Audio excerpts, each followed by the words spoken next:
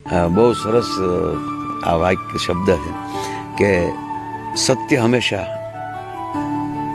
વૃદ્ધ હોય છે. સત્ય વૃદ્ધ હોય છે. પીઠ 18 વર્ષનો છોકરો જયારે ઘરમાં સત્ય બોલવા મળે ને કે ના આ વસ્તુ નથી આ જ છે, ત્યારે 18 વર્ષનો 81 વર્ષનો લાગે. સાબા હાથ દીકરા લાગે, સાચું બોલે.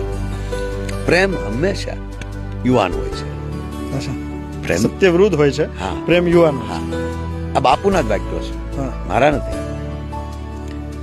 સત્ય વૃદ્ધ હોય છે, વૃદ્ધ હોય છે, પ્રેમ યુવાન હોય છે, અને કરુણા હંમેશા બાળક હોય છે.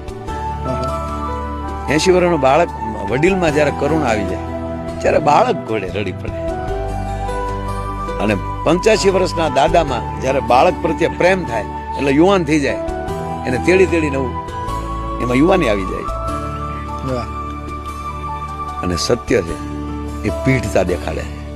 એટલે જ આપણે મને એવું લાગે આ સત્યનારાયણ ભગવાન છે ને, આપણે એ સત્યનારાયણ છે એટલે પીઠ છે, વૃદ્ધ છે, એટલે એના પ્રસાદમાં શીરો કરીએ કે કદાચ એને દાંત ના હોય